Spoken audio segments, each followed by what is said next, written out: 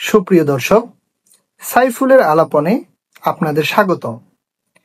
আমাদের প্রত্যেকেরই এলাকায় এমন কিছু ব্যক্তি আছে যাদের স্বভাবই হচ্ছে অন্যের বিরুদ্ধে মিথ্যা মামলা দায়ের করা।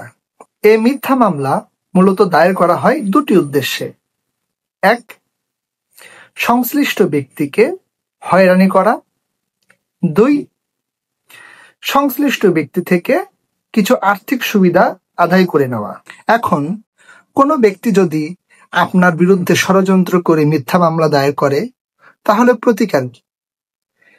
আসুন জেনে নেওয়া যাক।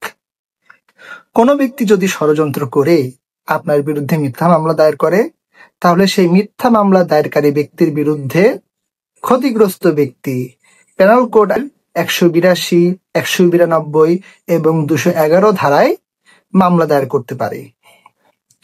211 ধারায় মূলত কি শাস্তির কথা বলা হয়েছে? 211 ধারায় বলা হয়েছে, যদি কোনো ব্যক্তি অপরের ক্ষতি সাধনের অভিপ্রায়ে মিথ্যা অভিযোগ দায়ের করে, সেক্ষেত্রে মিথ্যা মামলা দায়েরকারী ব্যক্তি 2 বছর পর্যন্ত কারাদণ্ডে বা জরিমানা দণ্ডে বা উভয় দণ্ডে দণ্ডিত হতে পারে। এছাড়া যদি মিথ্যা মামলার অভিযোগটি কোনো মৃত্যুদণ্ড বা যাবজ্জীবন কারাদণ্ড বা 7 বছর বা তদর্থ অপরাধের কোনো অভিযোগ হয়ে থাকে, তাহলে এই ক্ষেত্রে মিথ্যা মামলা দায়েরকারী ব্যক্তি 7 বছর পর্যন্ত কারাদণ্ডে বা জরিমানা দণ্ডে দণ্ডিত হইবে। সুপ্রিয় দর্শক, এর থেকে আমরা কি বুঝলাম?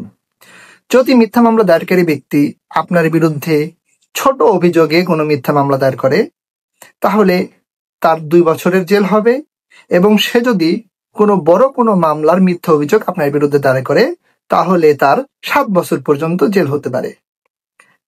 আইনের এই সমস্ত ক্ষুদ্র ক্ষুদ্র বিষয়গুলো জানার জন্য আমার সাইফুল স্টক বা সাইফুলের পেজ এবং চ্যানেলের সাথে যুক্ত থাকুন।